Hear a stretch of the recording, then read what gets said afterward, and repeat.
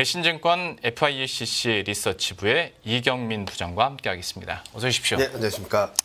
이제 부장님께서 네.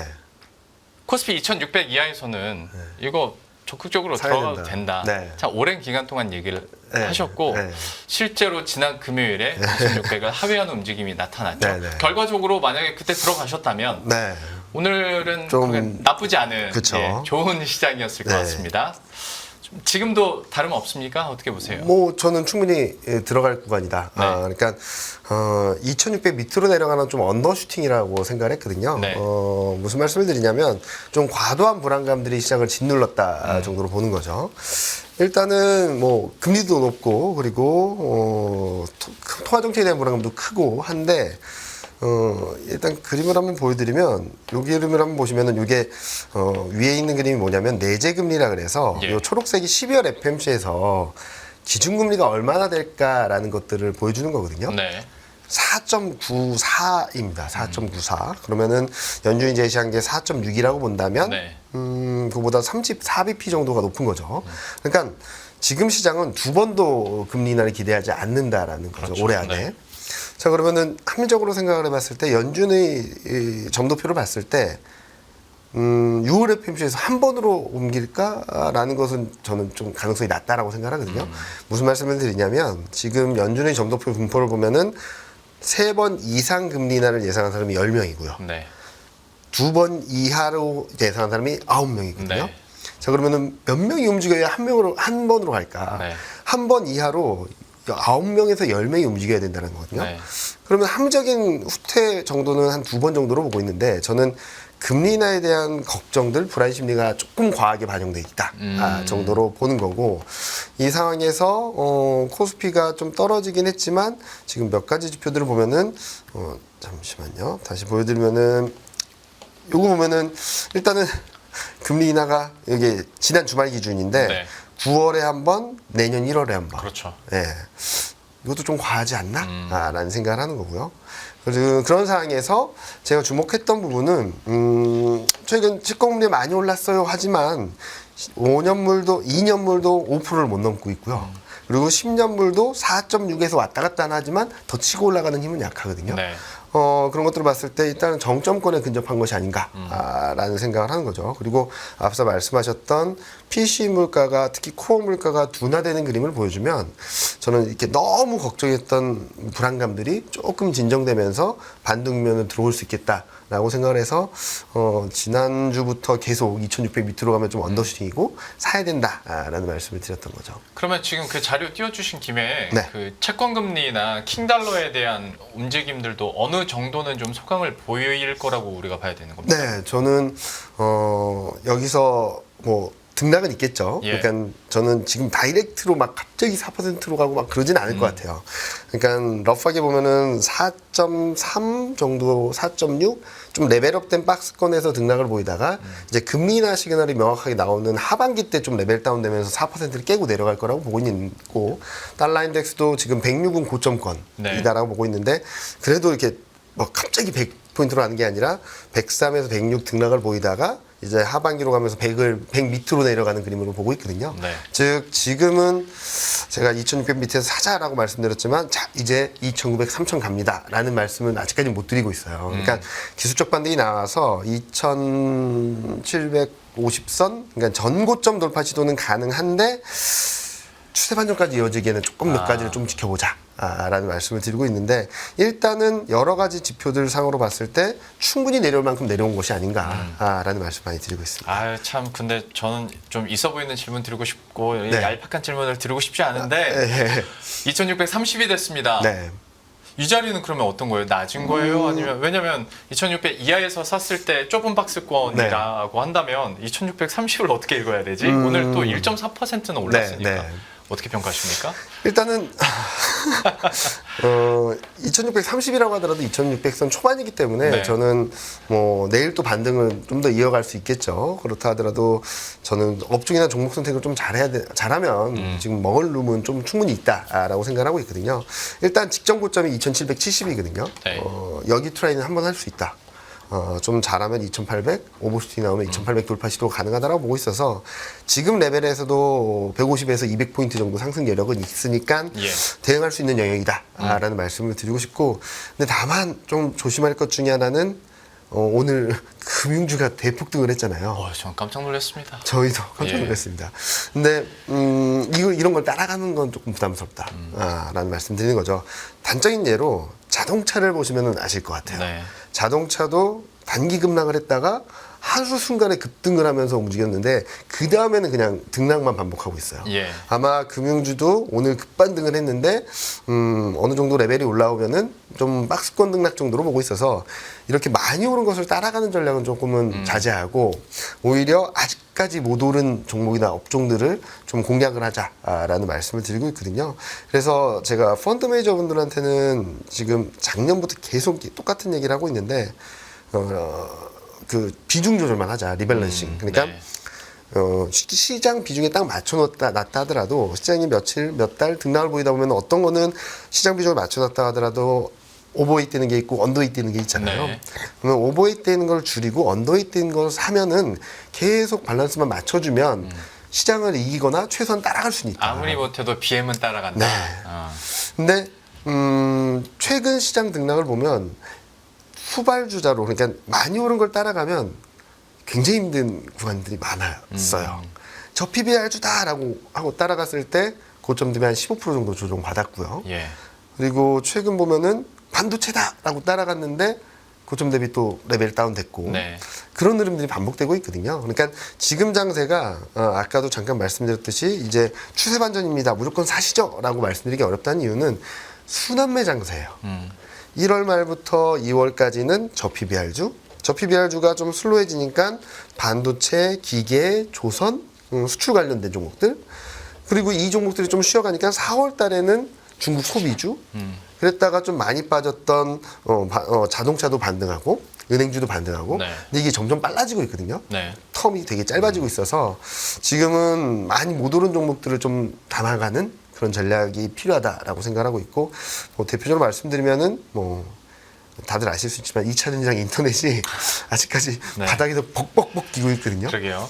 그래서 저는 지난주부터 흔들리는 대로 계속 사야 된다라는 말씀을 계속적으로 드려왔고, 그런 것들을 좀 염두에 두시고 보시면은 반등할 때 좀 힘이 생기지 않을까라는 생각을 하고 있죠. 그래서 이 그림을 한번 보여드리면 위에 그림이 2차 전지 탑백 지수거든요. 네. 보시면은 그렇습니다.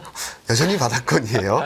그래서 저는 기본적으로 이 지수 기준으로 본다 하더라도 기본적으로 5,000, 잘하면 5,500. 그러니까 200일 이동평균선이나 이쪽이 있는 것까지는 갈 수 있겠다라는 생각을 하는 거고요. 인터넷 업종도 지금 바닥권에서 등락만 보이지 제대로 된 반등을 한 번도 한 적이 없어요. 네. 그래서 인터넷 지수도 지금 보면은 뭐 기본적으로 950, 잘하면 1000포인트까지도 올라올 수 있는, 그러니까 박스권 등락만 염두에 둔다 하더라도 직전 고점까지는 돌파 시도하는 그림들을 한번 열어줄 수 있겠다라는 말씀을 드리고 있어서 지금은 순환매 장세에 대응하는 것이 조금 합리적이지 않을까라는 말씀을 드리는 부분이라서요. 뭐 지수 대응도 어느 정도 가능한 영역이긴 하다라고 생각하지만 지금은 지수도 중요하지만 업종 대응이 조금 더 중요하지 않을까라는 말씀을 드리고 있습니다. 그러니까 부장님 말씀이나 뉘앙스를 들어보면 지금 충분히 뭐 위치상으로는 지수가 저점일 수는 있겠으나 네. 자칫 잘못하면 물리기도 쉬운 시장이라고 그쵸. 좀 우리가 봐야 되겠네요. 그러니까 한쪽에 너무, 그러니까 많이 오른 종목을 따라가는 전략을 하면은 계속적으로 힘들 수 있다라는 네. 말씀을 드리는 거거든요.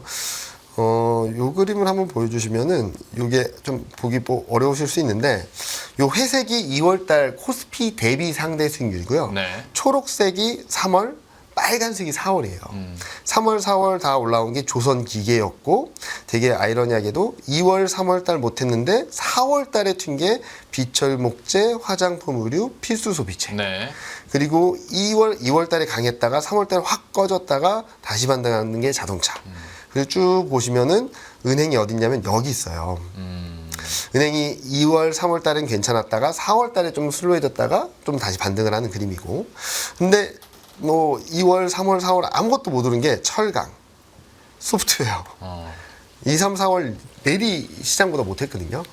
그래서 저는 이런 업종들을 봐야 된다. 오늘도 보시면은 에너지 업종이 조금 반등을 하긴 했잖아요. 네. 이런 것들이 조금씩 나타날 수 있는 구간이다 정도로 말씀을 드리고 있어서 아니 근데 밸류업도 못 살린 저 산업군을 그래도 기대감을 갖는 게 맞을까요? 일단은 지금 뭐 중국 소비주가 어마어마하게 좋아진다라고 해서 반등을 한 걸까요? 그건 아니죠. 그러니까 네. 어떤 트리거가 있으면 움직일 텐데 일단은 제가 생각하는 2차전지 트리거는 실적 시즌이라고 생각합니다. 지금 네. 실적 컨센을 보면 1분기가 저점이고 2, 3, 4분기 올라간다라는 전망을 하고 있거든요. 네. 물론 계속적으로 실적 저점에 대한 컨센이 딜레이되고 있어서 하반기에 높게 형성된 건 있다라고 생각하지만 뭐 실적 시즌 끝나고선 더 나쁜 실적이 나올 거예요라고 말하지 않으면 네. 이미 주가는 이제 충분히 실적 불확실성을 선반영하고 있다라고 생각하는 네. 거죠. 그리고 인터넷 같은 경우는 최근 이렇게 많이 밀려난 이유 중에 하나는 뭐 다들 아시다시피 알리익스프레스랑 테무 때문에 쇼핑 실적이 안 좋아질 거다라는 걱정들 때문인데 뭐 전분기로 돌아가서 미국 빅테크, 미국 플랫폼 기업들을 보면 실적이 다 서프라이즈였거든요. 왜 서프라이즈였냐? 알리익스프레스랑 테무가 광고를 엄청 줘서 네. 서프라이즈가 나왔어요. 맞아요. 그럼 뭐가 더 좋을까? 저는 뭐 쇼핑 쪽에서의 성장성이 있다 하더라도 광고 쪽의 실적이 이거를 커버해주지 않을까라고 생각을 해서 저는 이번 실적 시즌에 따라서 좀 실적 불확실성을 선반영이 있느냐 아니면은 실적이 걱정했던 것보다 좀 나은가 라는 것들에 따라서 반등이 나올 텐데 대표적인 게 저는 2차전지랑 인터넷이다라고 생각을 하고 있죠. 네. 2차전지 인터넷 얘기를 해주셨고 네. 이런 종목군 산업군 얘기 나온 김에 그러면 이쪽 얘기만 계속 끝날 때까지 한번 해보죠. 그러시죠.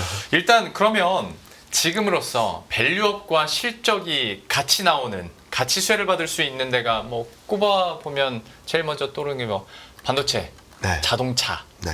뭐 조선 네. 뭐 이렇게 있는데 여기에 대해서는 꾸준히 좋을 거라고 보시는지 지금 현 위치에서는 어떻게 보세요? 자, 뭐 꾸준히 좋을 거다 안 좋을 거다 좀 봐야 되긴 하겠는데 일단은 아까도 잠깐 선도에 말씀드렸던 것은 많이 오르는 건 따라가지 말자라는 말씀을 드렸죠. 네. 반도체도 같은 맥락이었어요. 그러니까 반도체가 나쁘다라는 게 아니라 좋은 것들을 얼만큼 반영하고 있을까라는 것들을 고민해야 되는 거죠. 아 그러면 제가 질문을 약간 네. 바꿀게요. 반도체에 대해서 네. 지금 기대감이 적정합니까?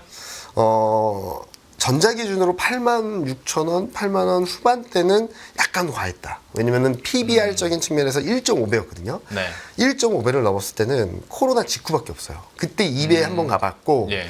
그 이후에는 금융위기 이후 1.5배만 가면 계속적으로 밀렸던 모습들을 보여주고 있거든요. 예.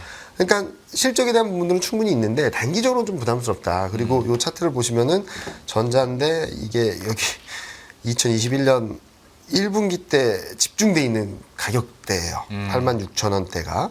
그래서 저는 굉장히 좋은 탄탄한 그림들을 보여주고 있는데 저는 그때부터 8만 원대, 5천 원대 들어갔을 때부터 78,000원, 75,000원대부터 사야 된다. 지금 따라가는 건 절대 아니다.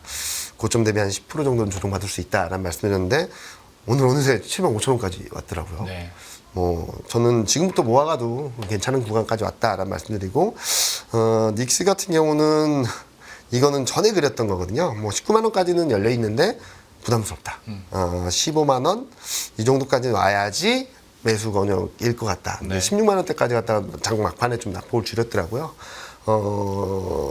닉스 같은 경우 워낙 많이 올랐기 때문에 좀 되돌린 과정도 조금 더 열어놓고 바라봐야 되지 않을까 하는 생각을 하는데 일단 굉장히 좋습니다. 굉장히 좋게 보고 있고 지금은 단기적으로 과하게 오른 데 따른 급등한 데 따른 되돌림 정도일 뿐이지 여기서 부러진다는 말씀드리는 건 아니거든요. 네네.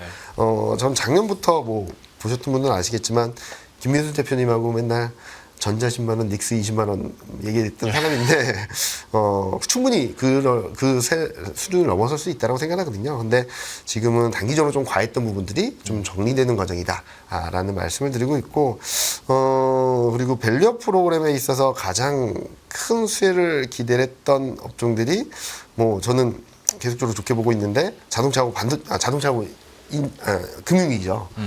일단 자동차는 제가 전에 그렸던 그림을 보면 2,000포인트가 되게 중요했었어요. 여기 갭 구간이고 여기 저항 고점이었고 해서. 네.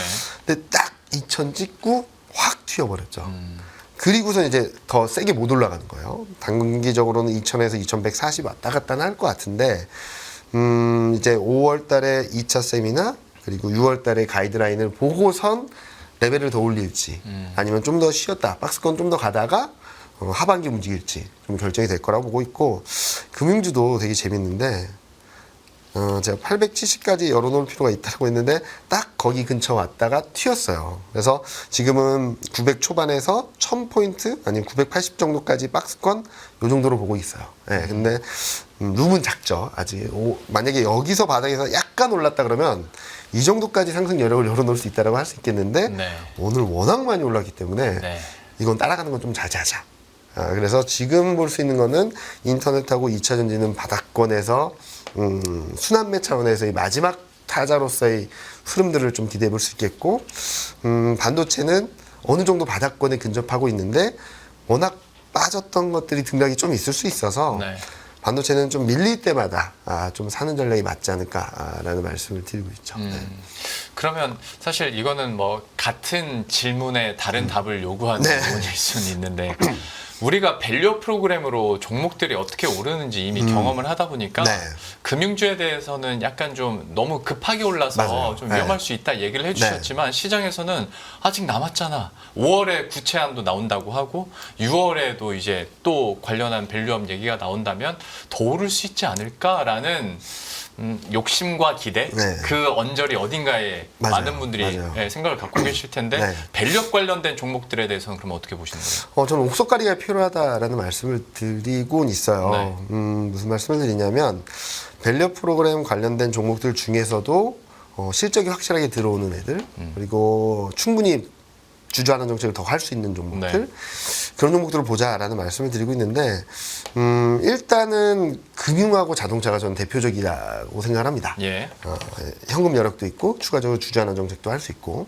자, 그러면 여기서 실적으로 넘어가면 저는 자동차 쪽으로 조금 포커스가 맞춰질 것 같다는 생각을 하고 있어요. 예. 왜냐면은 금리 인하기에는 금융주들이 그렇게 좋진 않거든요. 그래서 하반기에도 이보다 더 나은 실적을 발표하고 현금 여력을 더 확보해서 주저하는 정책을 더 강화할까? 그러기에는 자동차가 좀 편하지 않을까라는 생각을 하는 거고요. 또 하나 자동차는 제가 작년에 24년 전망을 하면서 자동차 업종을 추천하긴 했었는데 그때도 밸류에이션 정상화였어요. 너무 싸니까. 근데 밸류에이션 정상화의 트리거는 이런 밸류 프로그램이 나올 줄은 몰랐고요. 네. 작년 말에. 저희가 생각했던 것은 올해 4분기에 미국 조자 공장이 완공되고 그러면 아이오닉 7이 만들어지고 그러면은 전기차 비중 확대 그리고 IRA 법안 수혜 이런 것들이 들어올 수 있어서 지금 밸류보다는 더 많이 평가받겠다. 그러니까 밸류 프로그램 외에도 이게 남아있다라는 거죠. 자동차는 하반기에. 그래서 저는 좀 자동차가 좀 더 편할 수 있겠다 정도로 말씀을 드리고 있어서 밸류 프로그램은 일단은 기대감을 이만큼 가져갔잖아요. 네.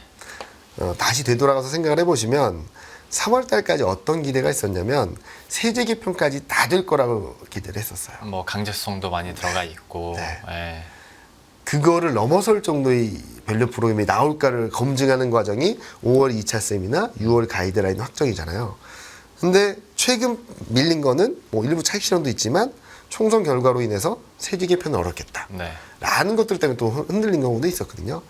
그 기대와 현실 간의 그 중간점 정도가 지금 가격대라고 생각을 하는 거고, 네. 그러니까 실망감을 충분히 반영한 가격대가 저점이고, 기대감을 충분히 반영한 데가 고점이고, 그러니까 고점을 넘어설 만큼 밸류 프로그램이 우리가 기대했던 것보다 더 나은 그림들, 최소한 우리가 기대했던 것만큼은 충족시켜줄 수 있다는 게 나와야지 전고점 돌파 시도가 가능하다라고 네. 보는 거죠.